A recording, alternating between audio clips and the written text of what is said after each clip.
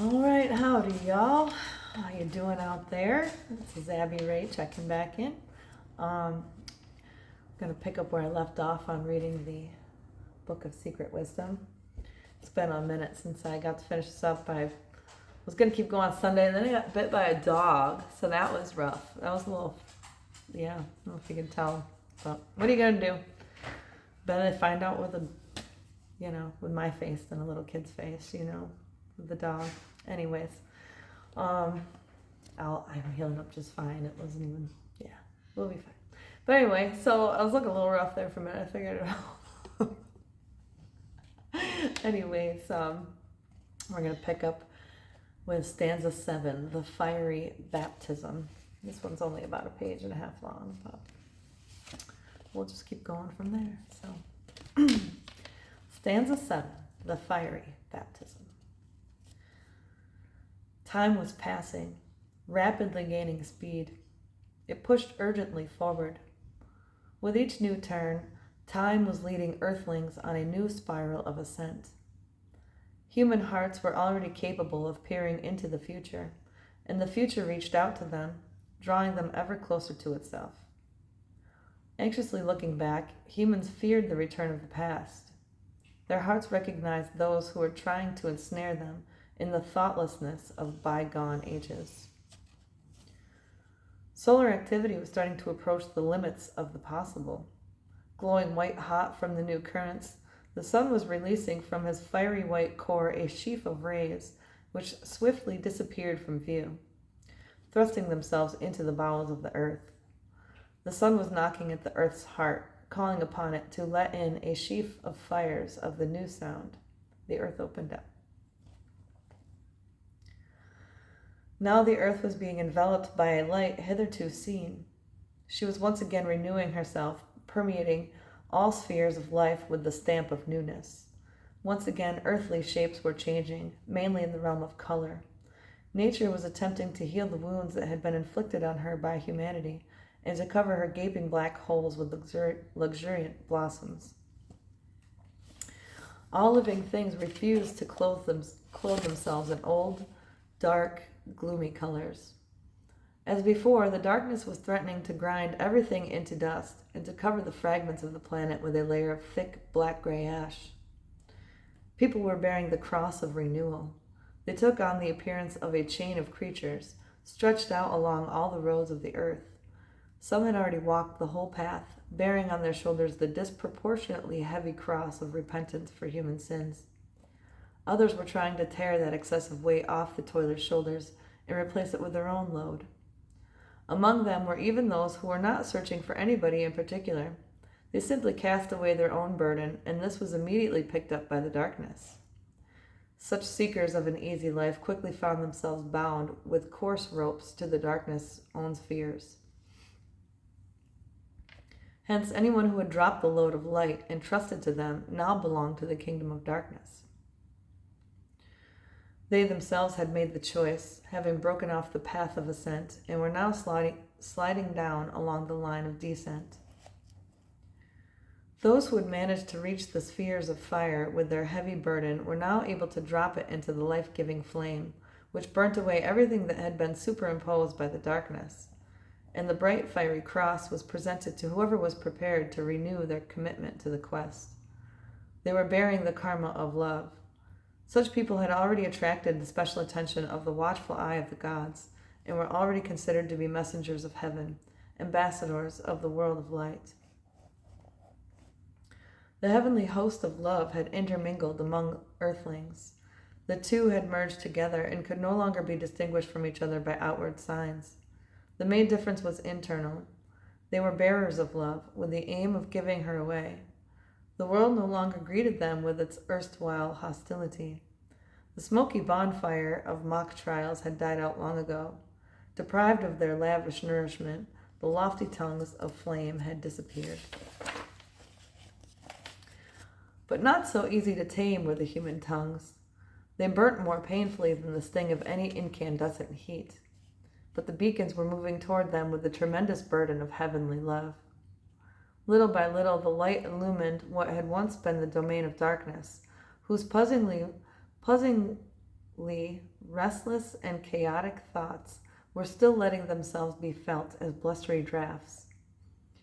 One by one they attacked the tiny tongues of fire, releasing their venomous sting of doubt and zealous distrust of his healing life-creating force. Still, the wee fire continued to glimmer gently, despite the dense drops of poison falling into it. The light lived. The struggle had moved from an external to an internal plane, taking on forms more and more subtle and concealed. Many servants of the darkness went about their business surreptitiously, masked by the guise of light. It was still a challenge to distinguish the false reflections from the true. Intellectual reasoning was useless. It was the heart that possessed the highest gift of discernment, and only it could help. To remember that sometimes. People began to listen ever more keenly to the heart, which was now drawing more attention than the brain. Many began to listen eagerly and attentively to the words of the beacons of the fiery world, proclaiming that the future belonged to the heart, for it was pure. Yes, the heart was incapable of lying or pretense. It had no feelings of hatred, revenge, greed, and all other ills harbored by the human mind.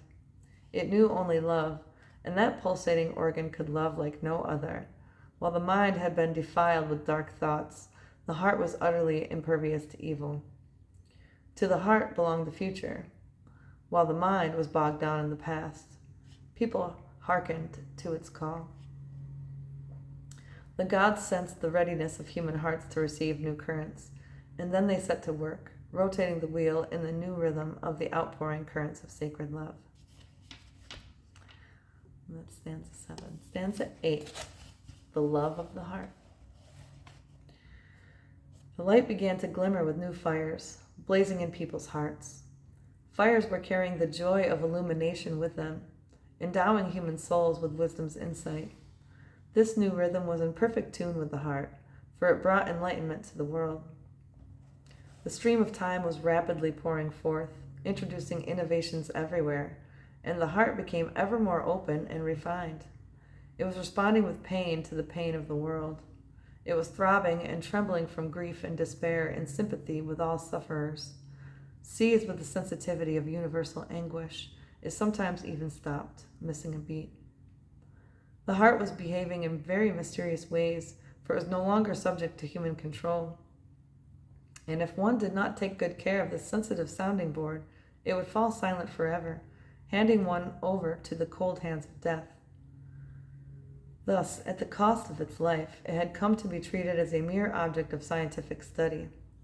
The cold, petrified, immortal organ began to be manipulated by mortal hands. Not understanding their own heart, people attempted to comprehend somebody else's. But one would first have to learn the language of one's own heart, which alone made it possible to understand another's. Only the heart was capable of rendering assistance in the study of the heart. The mind had to tame its wagging tongue and yield the floor to the silent currents of the heart. A sheet of cotton batting swaddled the heart, which was still radiating warmth. Other hearts, both large and small, were reposing in glass jars, resting on torn threads, the very same threads through which life had earlier been streaming, in darkly transparent liquid. Here was where the heart was being studied, and the hearts of the living flinched in pain. What could these already sealed lips speak of, except, perhaps, about death, which had in the meantime turned them to stone? Only the living, tender heart was in a position to share anything significant about itself, and it was speaking. The living ought, therefore, to listen to the living, for only in this way are mysteries comprehended. The obstacles erected by the hand of the darkness gradually loosed their hold. Man had wended a long and tiresome way toward himself. Indeed, the trek to draw closer to his own heart had lasted millennia, and he was not deprived of his reward. The heart had been waiting a long time for this moment, throbbing on the blood-stained table of oblation where it had been tossed by man himself. By his own gentle hand he should have lifted up that treasure and set up an altar to it, nourishing the heavenly love for his own heart, which welled up from deep within his soul. No, he could no longer expose to the ravenous hunger of the darkness that most gentle and tender organ, which had been entrusted to him by the Lord of eternity himself. Had not his hand stopped the motion of time, thereby cutting off the currents which streamed through the thread of life and preventing an unworthy vessel from receiving the sacred gift? Yes, the heart indeed belonged to heaven. Understanding only the language of heaven, every instant it appealed to its owner to speak the same language, the language of love. Those who were closest to the heart were its subjects. Those who had destroyed the invisible obstacle on the way to their own heart became possessors of the immortal elixir of life. The heart was fully obedient to the man that had overcome all the obstacles to reach it. It gave itself over entirely to the power of those with whom it could converse in the same language. The heart was ready to beat eternally, warming with currents of love the divine soul, which was following its own lonely path in the world. It was embracing both its own owner and those around him with immortal currents of love, and man cherished this treasure entrusted to him as the apple of his eye, understanding that while it was radiating love, he too would live and fulfill the divine mission of love. The heart fell silent at the very moment when it sensed man rejecting love. It could not emanate hatred, as it was attuned to the universal rhythm of eternity, which was pulsating with the currents of love. The living heart was made to love, and if it did not love, that meant it was dead, and its trembling would fade away, after sounding its last mechanical throbs. But this was no longer the action of the heart, which could breathe only the vital, palpitating fires of love. It was simply a thick clot of matter, petrified with anger, which it had attempted to put in the place of the human heart. The hand of darkness desired to wind up the invisible mainsprings of such devices to serve her gloomy purposes. They were like bombs lurking in the breast, which would set off explosions, filling all human beings with malicious arrogance and acrid bile. Though dying away, the darkness had not lost her cunning and inventiveness. Many gave their hearts into her hands, for they did not know love. There still was not enough love in the world, and the forces of evil took advantage of that. Many had tasted the light and knew the power of the life-giving fires. The taste of victory was intoxicating, giving life a new face and making it more attractive than before. But the first step taken now called for a second, higher step. The darkness could still easily sweep away those who had stepped a single rung higher. But those who were already standing on the higher rungs of the ladder of light were no longer within her range. Those robed in someone else's fiery glow, claiming it for their own, were easily swept away by the darkness. Anyone standing on their own self-raised pedestals could not help but totter. Any human soap bubble resting on them and twinkling with reflected fires became an easy prey for the darkness. For this was a time when the last of the rubbish was being cleared away, and the remnants of rags, from the bursting of over-bloated beings, wiped off the face of the earth. The earth was now wholly exposed to the purifying currents, which were wafting through from the spheres where the grand gods were rotating the heavenly wheel, assigning to humanity a new period for purification in the fires of love.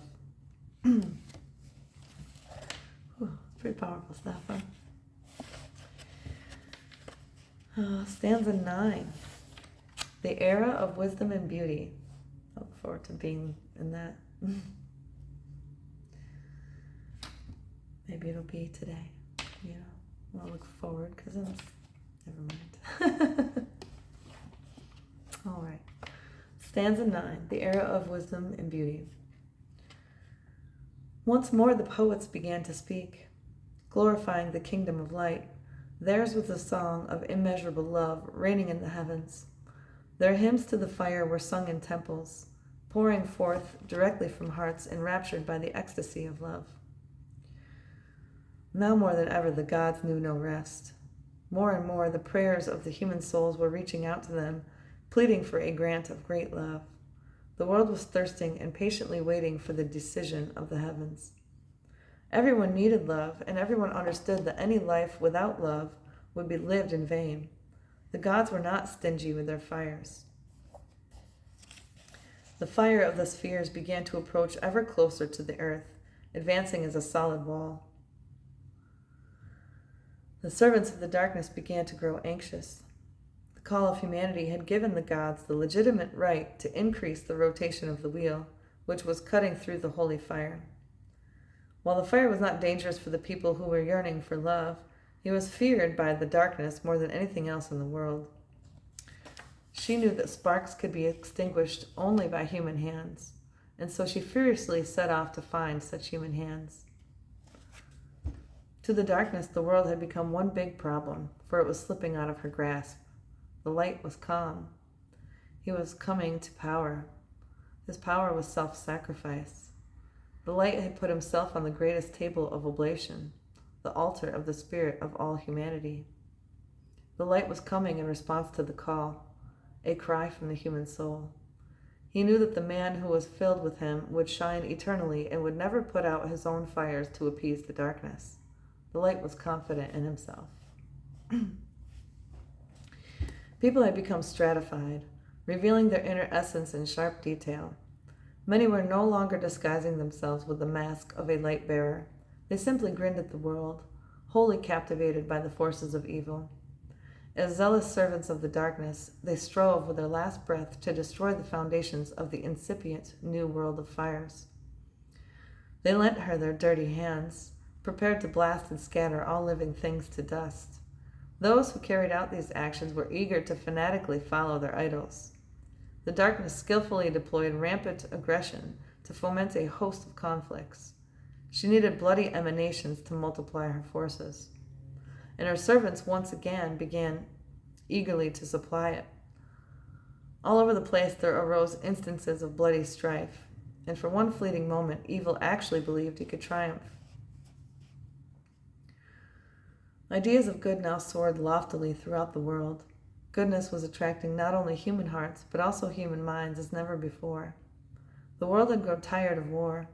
It was now harder and harder to find anyone willing to take up arms against another people.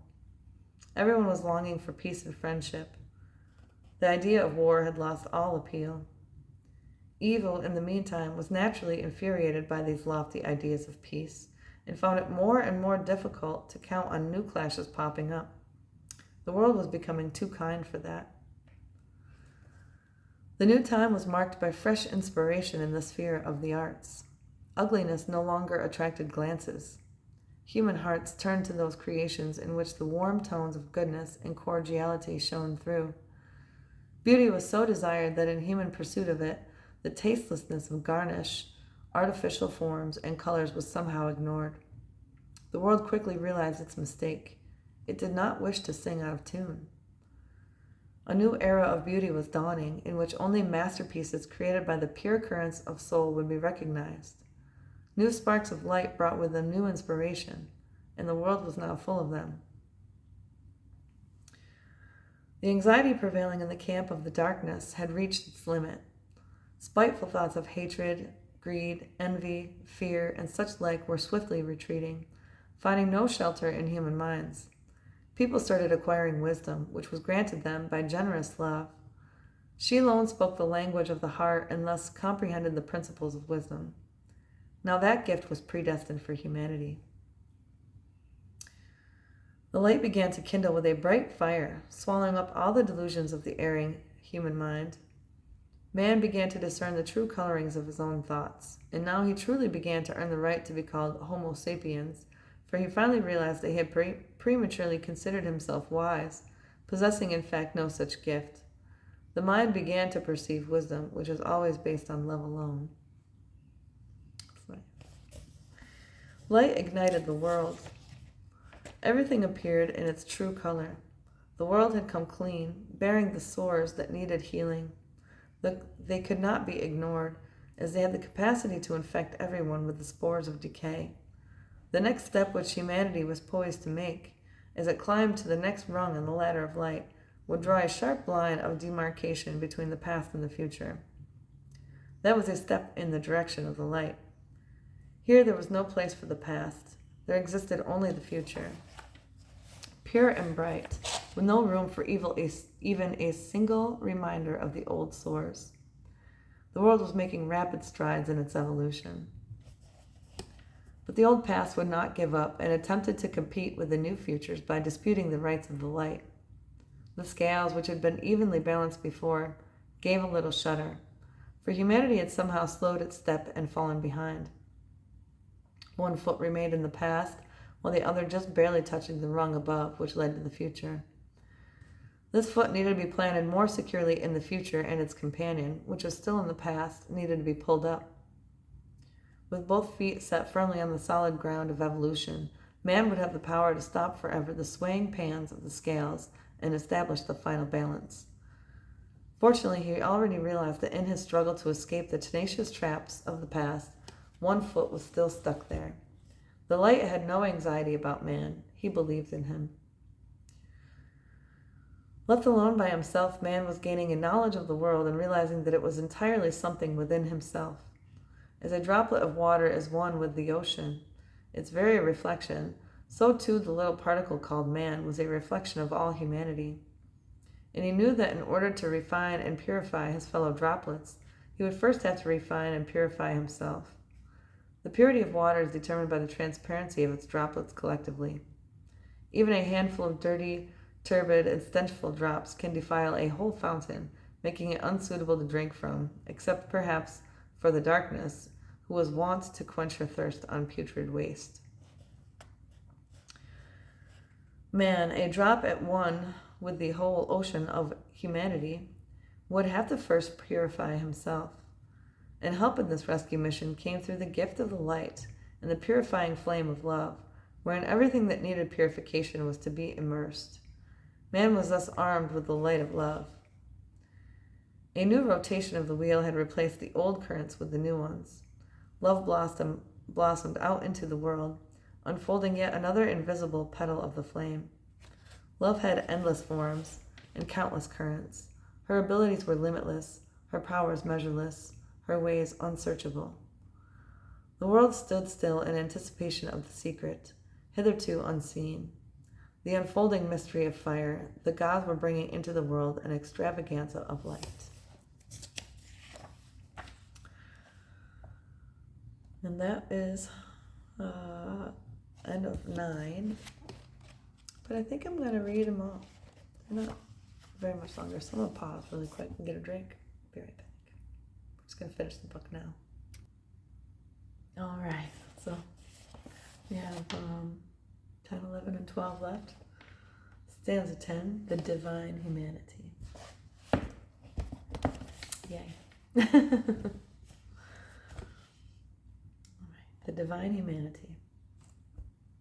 Pardon me.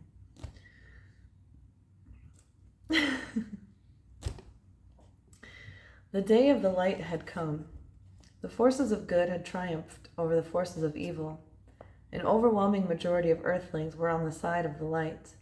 The souls had opened up to the exalted fires. Many turned to heaven for help, for only in heaven was salvation to be sought. Thoughts of light, streaking quick as lightning from heaven in response to the call of the heart, had succeeded in piercing the dark crust around the planet. The darkness had attempted to block the light, but her shield was already riddled with holes. The light was triumphantly breaking through everywhere.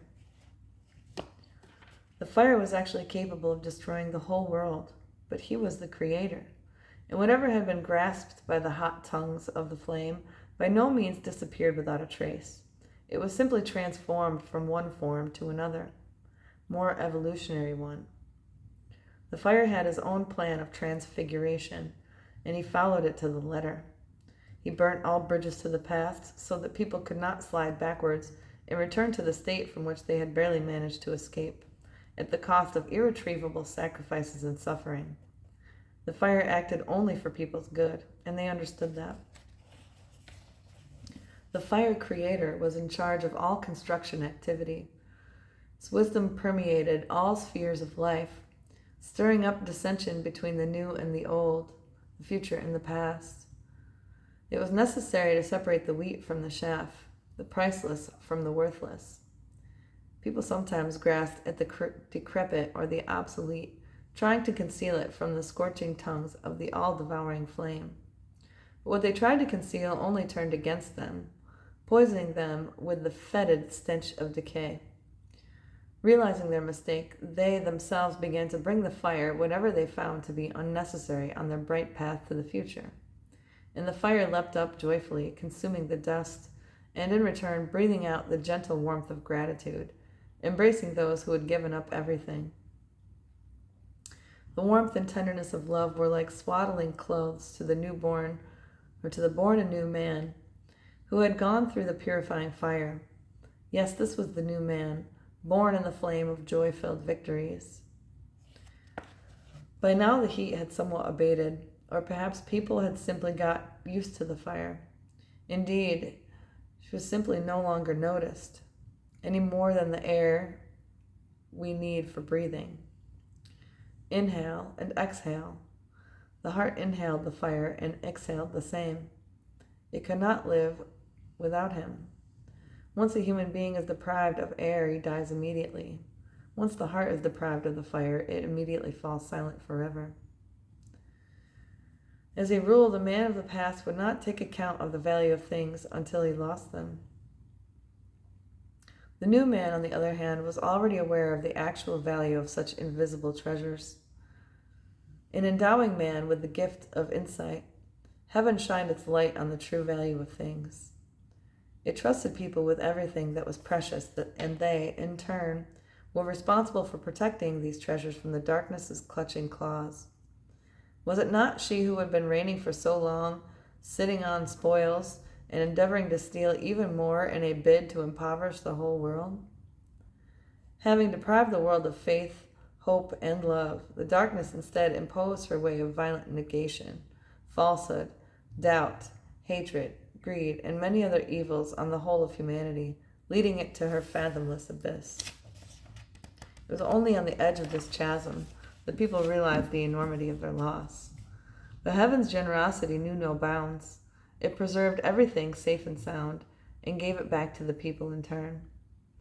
Oaths and promises were no longer made, as people in the past had failed to keep them. But heaven knew that the new man would preserve the treasures that had now been entrusted to him. The sun was rising from behind the horizon, lighting up every new day with the light of illumination. The gifts of heaven were inexhaustible. The sun was joyfully reflecting the ever-new currents aimed straight as fiery white core from the fathomless depths of eternity, directed by the gods as they rotated the wheel of life. Many had noticed a certain regularity in the activity of the luminary. This small star, which absorbed the light of other luminaries, was the deepest mystery of all. It was observed every day, but could not be comprehended. The sun remained a puzzlement. Humanity meditated on its role in the life of the planet and of people in general. The sun had opened wide all his closets of mysteries, but to glimpse their contents, one needed a flaming heart that would not fear to step into the scorching heat of the red-hot fire, and there to discover truth. The new round had brought with it new people. They were not afraid of the flame, for they had been woven from it. Their hearts were breathing in the fire. People were saying that there was life on the sun. Their spiritual eye was regaining its sight, and beheld, through a layer of fire, a multitude of flaming, exalted beings. They could discern that life had extended its bounds, far beyond the limits of a single planet. Their consciousness was expanding to hold the new mysteries of creation being revealed. Man who could see for himself now had access to everything that before was invisible to his blind eyes. The world was infinite and full of life. Everything was conscious and breathing, inhaling and exhaling, whether it was a flower, a man, a star, or the boundless ocean of eternity. Everything was breathing, infused with life. Man was not alone. He had within himself living words. Only the new humanity still harbored within itself remnants of the past, which were on the verge of outliving their time. The universal law had justly placed them among those who were already considered as belonging to the humanity of the future. For those with hearts open for all to see, it was a tremendous challenge to walk alongside people of the past whose heart was still blind. The stench of thoughts rotting in the foul miasmas of such darkened minds was making their joint path unbearable for the new humanity. But those committed to the mission of divine love did not have the right to deviate from their designated path or seek an easier way. Instead, they were obliged to pass without fail through whatever length of path that would allow their blind fellow travelers to recover their sight from the bright light. And the heart, now softened in the rays of the tenderest love, would then have to make its choice, to accept the light of love or shut itself up in the gloom of malicious negation. Endeavoring to purify its own ranks, and hurrying on the stragglers who were still clinging with a long black tail to the thorns of the past, humanity was taking rapid strides into the future. But the tail was impeding progress, to the point that impatient minds suggested that it simply be cut off. Wisdom, however, indicated that it was already on the point of atrophying and falling off on its own. There were hardly any moments left before man would have almost nothing in common with an animal. Humanity was transforming itself into its new form, and it was beautiful. I guess we're having a wheat from the shaft sort of description there. Vestiges and throwbacks from the past were disappearing. Inhale and exhale. The hearts kept on breathing in and breathing out an ever-increasing amount of fire, transforming the inner and outer nature of both man and his environment. Without even noticing it, man was changing for the better, more or less, depending on the intensity of the inhaled fires and their degree of suitability for the given organism. Not everyone could withstand the life-giving force of the flame. An imperfect vessel would be incapable of bearing the intensity, and we burnt to a small and pitch-black piece of coal. Those who resisted the new properties of the fire's surging currents turned to stone, unfit for further evolution.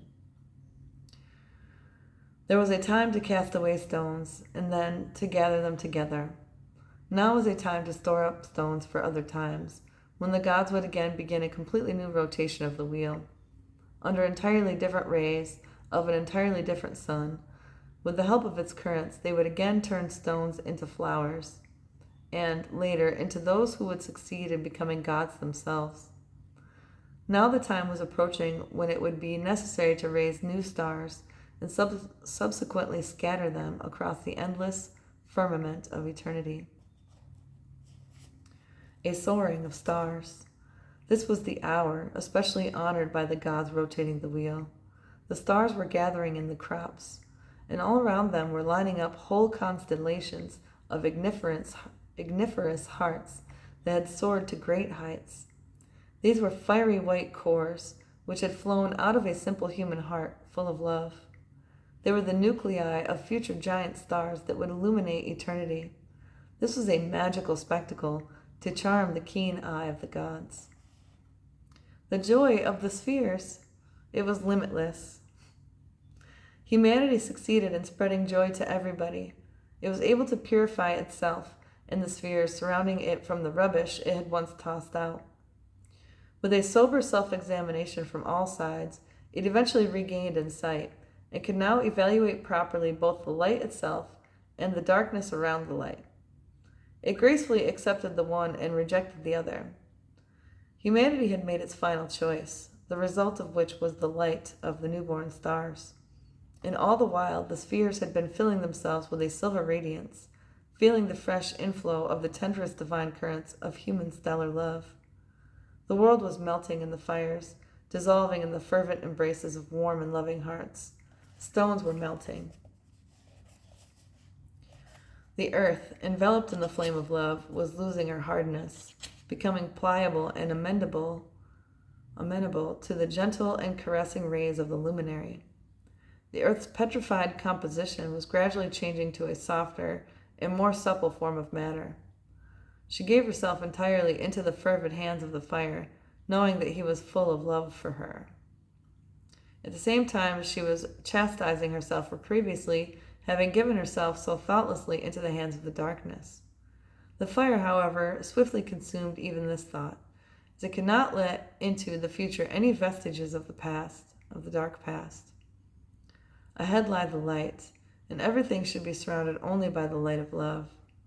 The earth was melting into the irresistible happiness and joy of love that now filled her. The fire surrounded her with thick fortress-like walls, protecting her from the lustful paws of the darkness. And she gave herself completely to its power, to dissolve in him and flow together, flaring up as a single tongue of the flame. This was her only wish, and the fire met her wishes. After all, the beloved one's wish is the law for those who love. The gods made an abrupt rotation of the wheel, letting loose a bursting wall of fire aimed straight at the earth. That was the new round of time, which people termed Armageddon. The earth had entered into a mystic marriage with the fire, having been betrothed to him ever since those ancient times, when the gods had just touched the wheel of life in order to make the first rotation. The earth was glowing in the fire of love.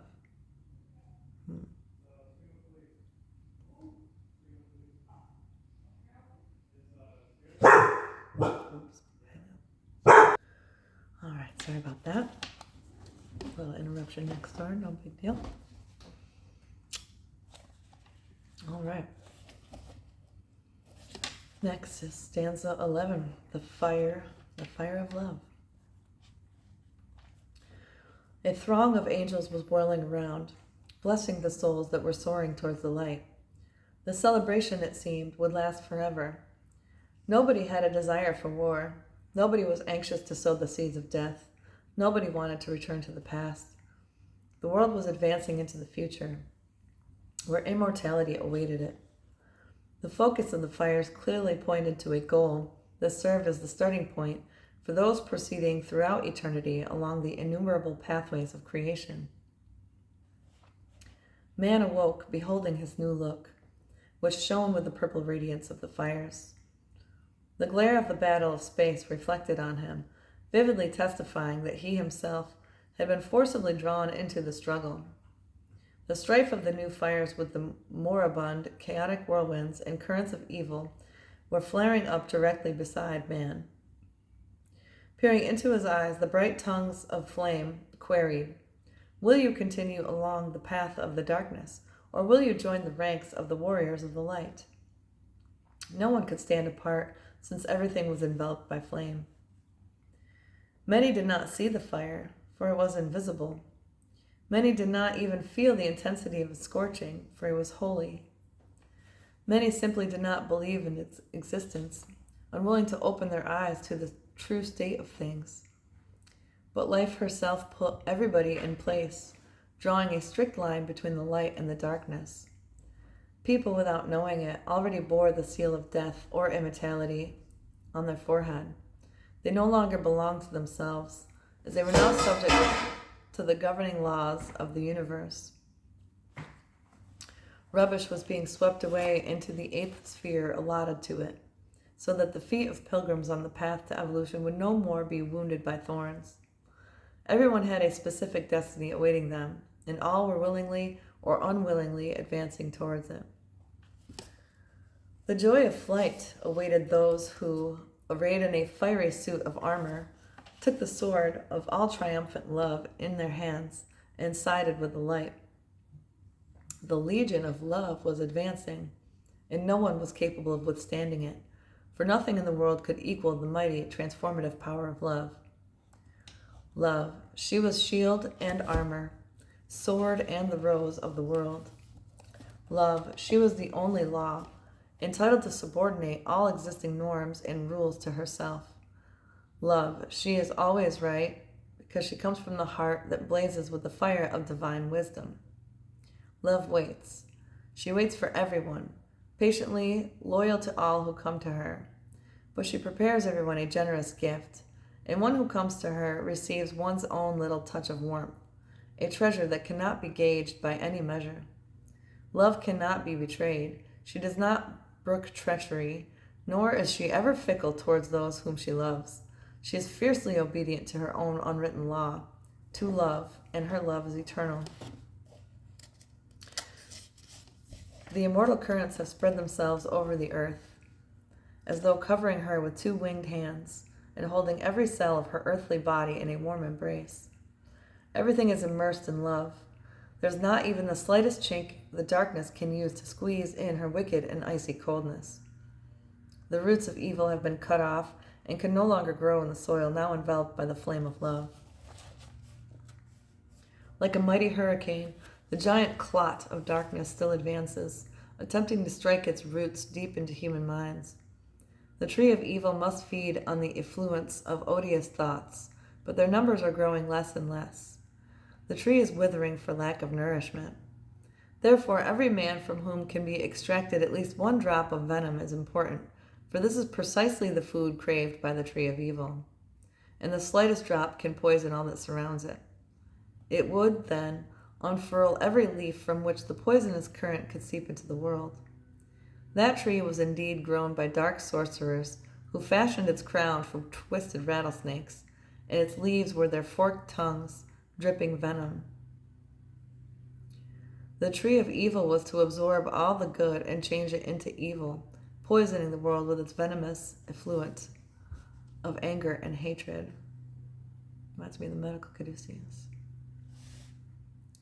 Just saying.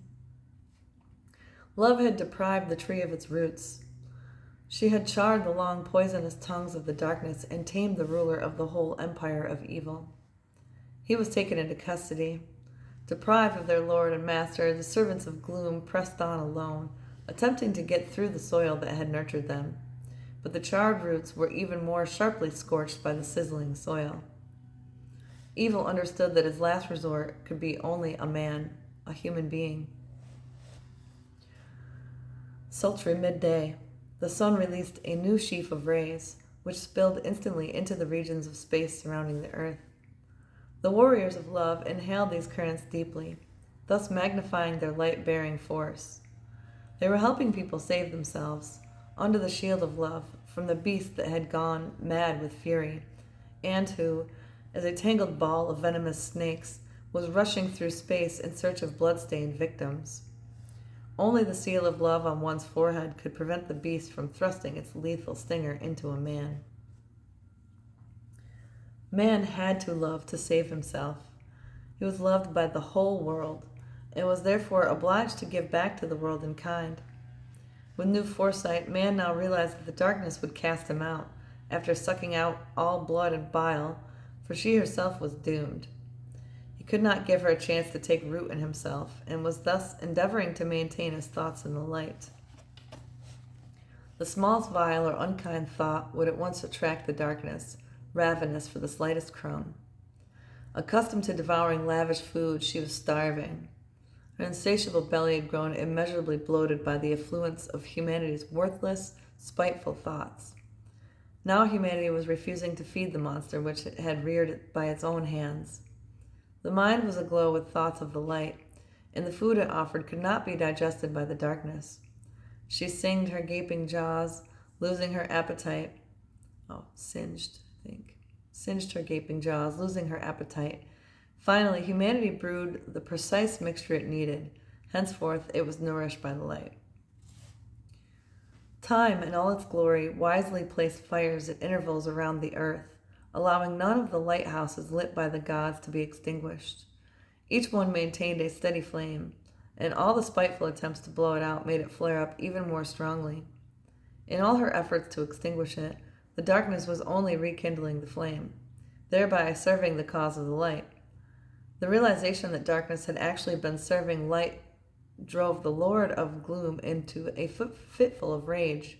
He was alone. His servants went mad. They kept chasing the beacons, trying to lure them over to their side, little knowing that, obsessed by their pursuit, they, the servants of Gloom, themselves ended up pursuing the pathway of light. Bewitching with its array of dazzling colors, the fire welcomed everyone who had set themselves upon the light-bearing path. Scintillating rays of divine love were now piercing through, banishing the stifling, musty spirit of anger. It was easy and pleasant to rest in the rays of merciful, all-forgiving love. The darkness was melting as she lost her cold alienation. Rejected by everybody and desperate for warmth, the darkness was allured and attracted by the light. Standing at the edge of the fatal abyss, she was offered the light of salvation, and she was avidly absorbing it, dissolving her blackness in the radiant colors of the warm solar day. Enthroned in the fiery white core of the blazing sun, love reigned supreme. Meanwhile, the earth was preparing a throne for her in her heart. She was endeavoring with all her might to fill her own heart with the fire, and to love as powerfully and purely as did the fire. Love herself had been waiting for that moment, directing all her tenderest currents into the flaming womb of the earth. Love is everywhere. Love is in everything. When she comes to one place, she does not leave another. She is capable of being at one and the same time in every drop of the boundless ocean of eternity and in every earthly speck of dust. She never abandons anybody unless she is chased out by a pitiless hand. And whenever she, though exiled, insulted, and abased, is called upon once again, she will return and gladly shine in her rightful place, not blaming anyone for anything. All she knows is that she was called. Even if obliged to take a loving step backwards yesterday, love will take 2 steps forward tomorrow, and man will enter into the kingdom of light, never more again to lose it in his heart. The fire of love. The gods knew what that was. They were full of that love which was still incomprehensible to earthly beings. And the gods aspired to share her, generously pouring the flame of the crown spirit into living hearts. But humanity had just begun to study the alphabet of fires for the first time, hardly touching upon those shining above. Just a handful of individuals who had absorbed the needed knowledge managed to break free of earthly bonds and move forward on the path to love. So the gods turned their attention to them, to all who thirsted to fathom the new currents of the universe. The gods strove to produce their own image and likeness, and, with that purpose in view, they began stretching out new networks, along which a marvelous, scintillating love current began to flow straight from the hearts of those who were rotating the wheel of love.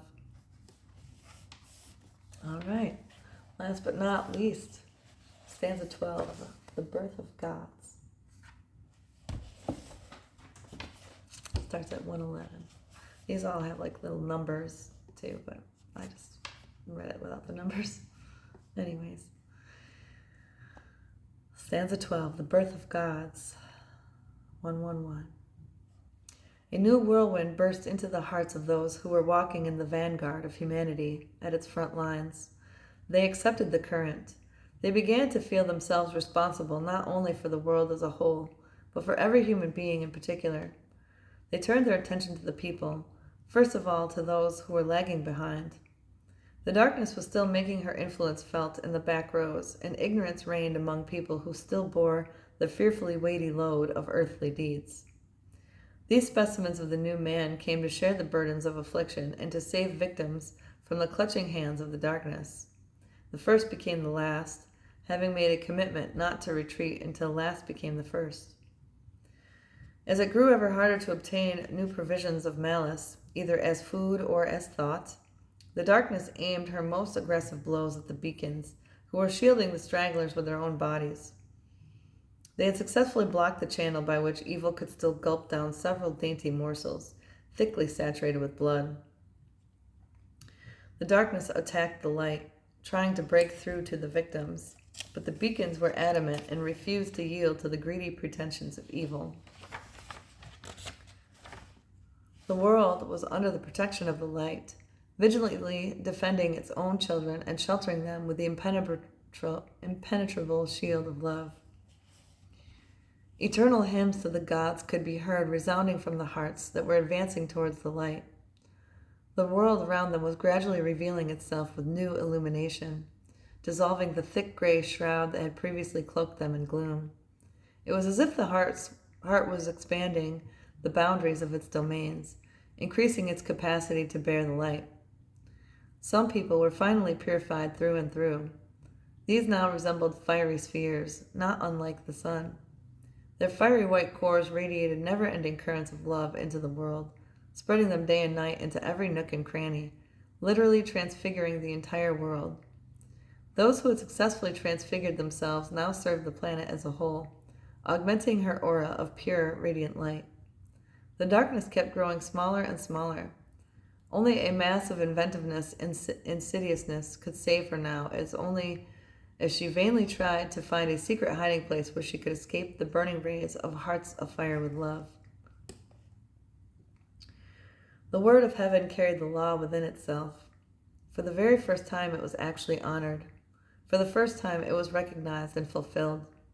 The law of love applied to everyone. It presided over all other laws and constituted their fiery white core. It nourished all the others with its currents, and it alone was able to bring all the norms and rules of life into harmony with each other. This law of laws ruled the world, and there was none more just anywhere in the whole universe. There was none more just anywhere in the whole universe, was the law of love. Let me turn this thing off really quick. There. Got some sunlight coming through, so let that go through. The word of heaven carried the law. Oops, I'm sorry. Just kidding. I'm going to go into 150. The solar disk began to lose the density of the tightly knit strands of fire. It was undergoing a process of renewal. Bearing the new inflow of waves of divine love, the gods transformed the visible, denser forms into invisible, more delicate ones. The sun, it seemed, was taking on the quality of transparency. Embracing a state of absolute calm and weightlessness, he observed how the earth was changing shape. She was also becoming more rarefied, while those who only a short while ago had been creeping and crawling on her, without the strength to lift themselves or even stretch their limbs, were now moving freely across her surface, their feet barely touching the ground. The dense, petrified bodies had come through the period designated by evolution, growing ever lighter in weight. They were gliding like gods who had all at once found themselves on the earth for the first time. After all, the sons of God were gods themselves, just as the Son of Man was also a man. A mystery was unfolding throughout the universe. Only the gods knew what their transfiguring power of love would do for the world, and that was perfect, for people wholly trusted their hearts to their saviors and filled these hearts with unspeakable love for them. The word of silence was the chief means of communication. As people's sensitivities became more refined, coarse speech gradually wore out its appeal and finally lost significance altogether. People began to speak the language of the heart, the language of love. It did not need lengthy explanations, since it was a simple and immediately understandable. People had nothing to explain or to prove. Everything in the world was pure and crystal clear. In this special state, people no longer had any overwhelming desire to speak, and their lips stayed closed for ages, as they were no longer needed. All the motives and aspirations of the soul could be expressed through the eyes, and the heart sun affirmed the truths of the spirit, enveloping all with the caressing current of divinely pure love. Love did not know words and never needed them, for she could speak only with the voice of the great silence, and people welcomed that speech with understanding. The gift of the gods, the warmth of love, the gift of the heart, a tribute to divine love. The world was aglow. In the fire there were born gods. They descended to the earth to receive the fiery baptism of the Spirit. The warmth of love embraced the planet, giving her a marked resemblance to the fiery white core of the sun. Like a blazing star, she shone in the vault of heaven, now as a celestial luminary, generously endowing emerging life with the light of love. There, far away, dust condensed in the darkness, whirlwinds mingled with currents, and a small planet took shape, capable of supporting life. And amid the multi-diversity of shapes and forms, a single note of love would hold sovereign sway. The earth would endeavor to put into it all the gentle light of the soul, so that this newborn speck would never know misfortune or affliction, would never experience the tenacious pause of the suffocating darkness. Let the light hold sway thereon forevermore. Perhaps someday it would even become a star, and, full of the fires of gratitude, would remain near the earth to adorn the firmament with a new little star. Then they would help conceive and give rise to another planet, and then another, and these planets would beautify like a resplendent cluster in the infinite ocean of eternity. The gods would proudly look upon the bright fires of the new enchanting constellation, blessing with their divine vision this highest labor, the labor of love. The colors of day returned to earth, imbuing it with the light of illumination. Man knew his future, for he had acquired divine insight. In this future, he would have to create by his own hands. The gods were waiting for man to take more purposeful steps in their direction, and people were taking those steps. No longer did they stop to fall into a long and uninterrupted heavy sleep. The future belonged to them, and they were creating it in the rhythm of every instant of life. The great light of love illumined hearts. Shining like thousands of suns, they began to dazzle the gaze of the all-seeing eye of the sun. Now he was closing his eyelids to them, folding his fiery spirals, which he had previously opened outward. It seemed as though the stars were exhaling and then imploding. Inhaling and exhaling, this was the regular rhythm of life in the universe. The sun was collapsing in order to take a deep inhaling of the divine fires of immortality. This was his period, as designated by the gods who were rotating the wheel, to take into his next inhaling in accord with the rhythm of the universe. After absorbing billions of particles, the most varied forms of fire, he would then have to make an exhaling in order to disperse these particles throughout the regions of the solar system assigned to them. I'll be right back so I can end this. I'm almost out of battery power. Phew, I only had 2% left. It's a good thing I grabbed my charger. We're almost to the end. So I'm going to rewind just a little bit so I can get back in the flow. And this is really interesting. Inhaling and exhaling, this was the regular rhythm of life in the universe. The sun was collapsing in order to take a deep inhaling of the divine fires of immortality. This was his period, as designated by the gods who were rotating the wheel, to take in his next inhaling in accord with the rhythm of the universe. After absorbing billions of particles of the most varied forms of fire, he would then have to make an exhaling in order to disperse these particles throughout the regions of the solar system assigned to them. People no longer spoke of the end of the world, since they now knew that it has no end. They spoke only of the new beginning, and they were preparing to enter the new world, joining the sun in a powerful inhaling. Perchance it would be so deep that for a period of time it would immerse them in a dreamlike state. But they would, of course, be awakened by the gods, who did not need or even know what we call rest. And the gods would lead them to new triumphs heretofore unfathomable, even by the infinitely expanded human consciousness.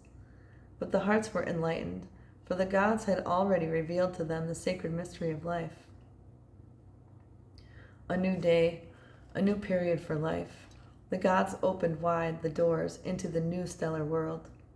There was no evil there, though there may well have been a degree of imperfection, an excellent battlefield for the achievement of further victories. For gods also aim at self-perfection, polishing their sparkling, diamond-like facets of spirit.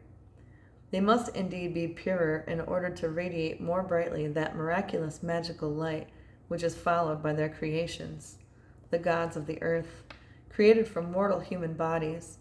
The facets of self-perfection are endless, and people must not lose their faith in the might of the gods, as well as those who will follow them, taking them for their guiding star. And everyone standing higher on the great ladder of light will be perceived as a god by those at a lower level. And the first shall descend and stand on the lowest rung to raise up the stragglers. Thus will it be forever, until the last becomes the first. All are gods. Was not that precisely what the gods were after? The gods who were rotating unceasingly the wheel of eternity? And was it not they who periodically descended to the earth to help the last become the first? There were 7 of them. They had come to the earth at different times, and people ever since have remembered their earthly names. Today, no longer do those who once covered their own evil deeds by their sacred names of light go forth to kill one another. Now is the period to fulfill the law the gods foreordained, to love one another as devotedly and purely as only they, the sons of the only begotten God, whose name is Mystery, can love. To love, love, and love is heard in every rotation of the unceasingly turning wheel. To love until the end of time, which actually will not have an end if you truly love. Love is free, love is immortal, and she lives inside you. A man of the earth molded from the dust, die in the body and be resurrected in the spirit, for the immortal cannot die. Keep on ascending the great ladder of light and stand up by the wheel, replacing the God who has grown weary without any rest. Perchance he, too, needs to catch his breath and make an inhaling and an exhaling, though this time beyond the boundaries of the solar system. The wheel of eternity is in your hands, O immortal creator of the earth, who has perceived the sacred note of love bestowed by the gods. Now go forth and illuminate the path of salvation for the suffering world, weaving it from the bright and tenderly loving currents of the heart, and bring it closer to the feet of the last. Let them be the first, and replace you at the wheel of life. Thus has it been ordained by the stanzas of love, granted by the gods, who are now rotating the wheel of eternity. The last thing says, Om Tat Sat. Don't know what that means, but... And that's the end. That's the wheel. So...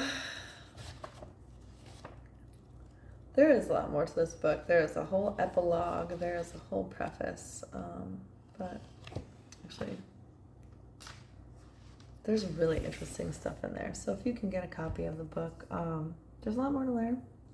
And every time you read it, it gives you a new message, you know. It did me. So hope it finds you well.